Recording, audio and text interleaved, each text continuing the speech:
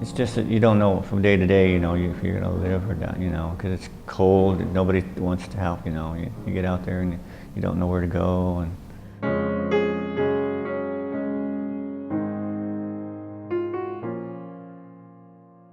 I would have probably been dead.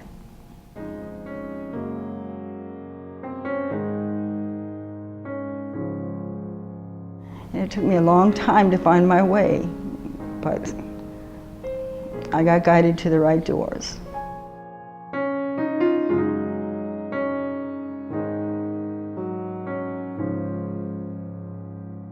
It goes back some, it's not just one particular incident, it's over a period of time.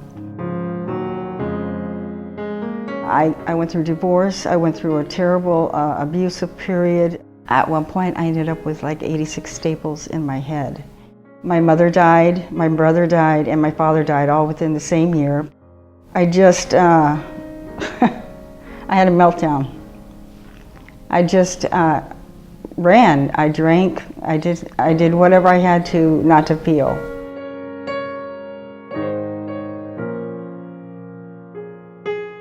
"60% of the people who are living on the street have some kind of mental illness or need some help in that area. And you can fix everything. You can put people in an apartment, at the top of the Eiffel Tower. But if you don't provide the services they need to be self-sufficient, they're going to end right back on the street again." I'm doing very good, actually. I'm under psychiatrist's help now, and he just explains things to me so that I can live with me and be comfortable in my own skin.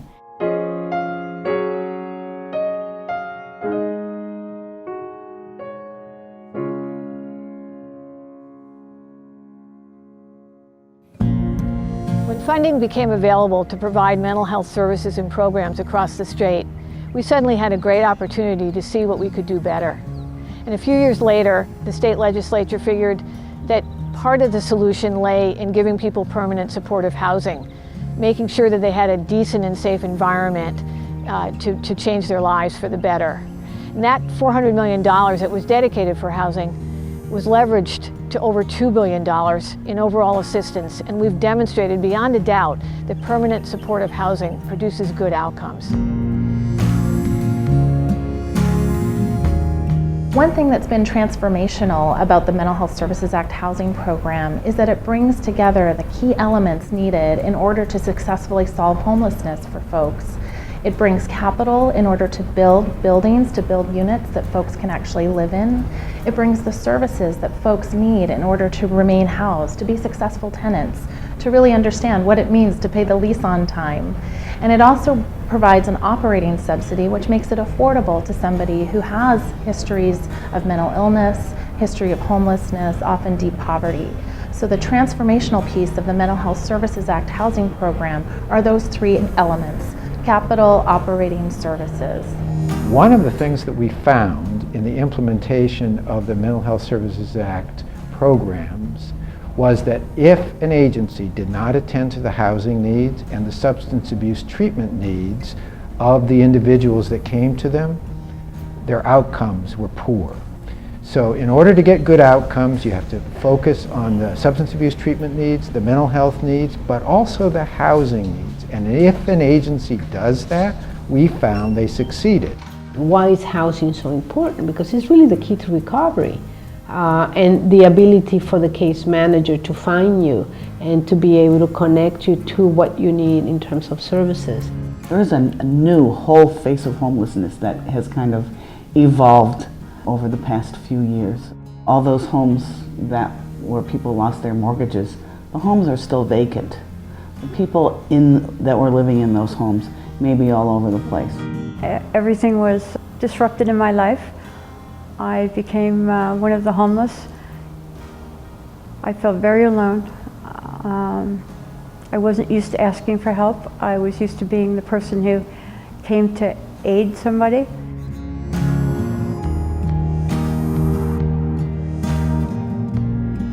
I went through a period where I had no self-esteem. I wondered why this was all happening.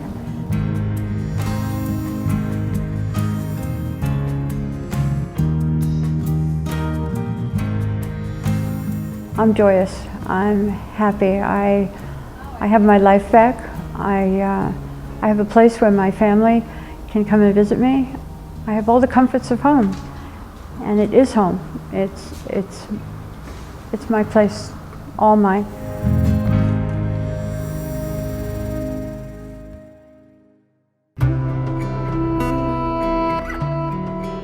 The Mental Health Services Act is fundamentally built on partnerships, collaborative partnerships that create lasting systems change.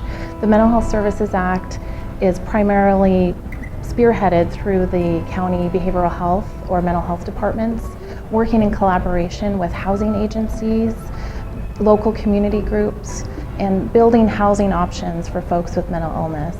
This was unknown territory. You know, we had not done something like this. The state hadn't done something like this with a specialized group of clients, and we had to work with a variety of different partners in order to pull it off. What I love about supportive housing is that it really incentivizes people from all ends of the spectrum to come together to propose and manage projects. You know, in any other circumstance, you don't necessarily have different levels of government, different service providers, nonprofit groups, all working to achieve the same end, which of course is to house some of the most vulnerable people in our society. We all have a little bit amongst ourselves, but when we combine it together, we're able to really be game changers in both the lives of the individuals who are helped, but in the communities in which these projects are located. All of these efforts really help the individual with that next step towards recovery. So when we're talking about a full service partnership, when we're talking about treatment and housing, it's a fantastic combination because you can, the individual feels healthier, the individual feels, has meaningfulness in their life.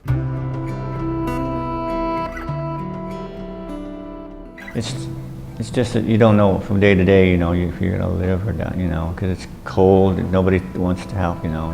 You get out there and you don't know where to go. And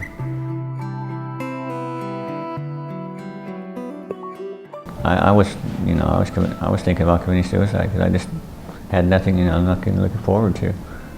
But I've been going to, I've seen psychiatrists at the Veterans Hospital, and they've been helping me.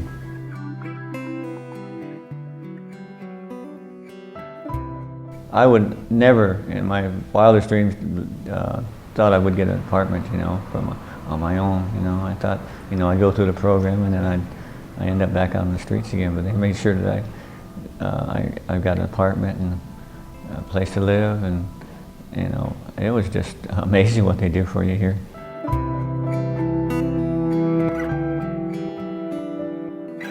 I think one of the primary barriers to supportive housing is community support. I think that oftentimes when proposed, these projects can be quite scary to neighborhoods. And that, again, as elected officials, we have a responsibility to go out and explain why this actually would be a community asset. And what I love to do is to talk to my constituents and point out the projects that are supportive housing. They're quite often the nicest project on the block.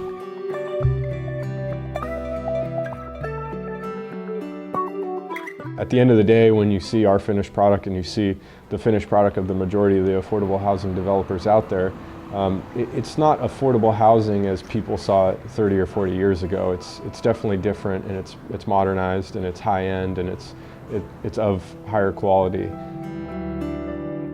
Developers, both large and small, have to spend a lot of their own money up front to take projects through entitlements, work the community outreach, design, etc.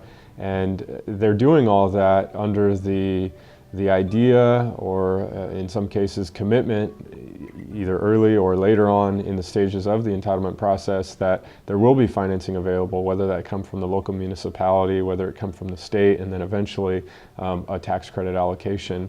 If there is a permanent source that's consistently available year over year and ongoing, I think there would be a whole lot more certainty for developing affordable housing, and there'd be a much larger dent put in the pent-up demand for affordable housing, which is constant. It's always there, and it's always going to be there. in a situation where public budgets are under pressure and every penny needs to be scrutinized, we know that it's actually cheaper to house people appropriately in supportive housing than it is for them to be living on the streets, utilizing 911 emergency services, hospital emergency rooms, interacting with law enforcement. All these things come at a cost to taxpayers, which is actually less if we just simply put them into supportive housing.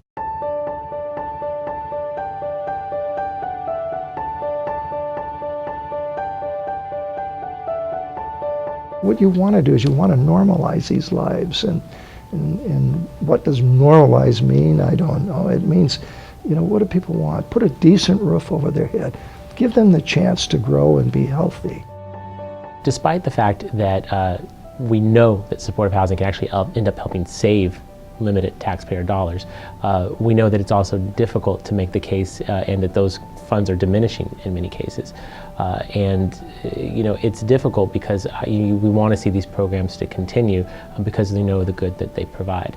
So it's really incumbent upon everyone at the state, local, and federal levels to find new resources to dedicate to this purpose, again, because the need is there, because the savings are potentially there, and because it's the right thing to do.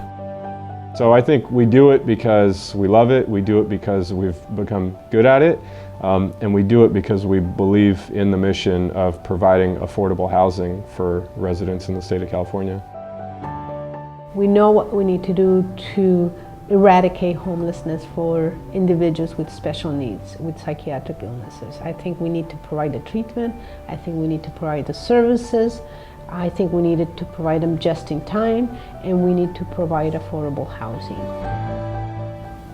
It almost becomes a bargain. At the end of the day, it's better than a bargain because you've changed a life. It's been an amazing process. We have figured it out as we went along, and we've been able to demonstrate that we can make it work. We've demonstrated the proof of concept, created the housing, and have the relationships built to continue the effort. Whenever I go to a groundbreaking, I'm always deeply affected by how what we do actually changes people's lives.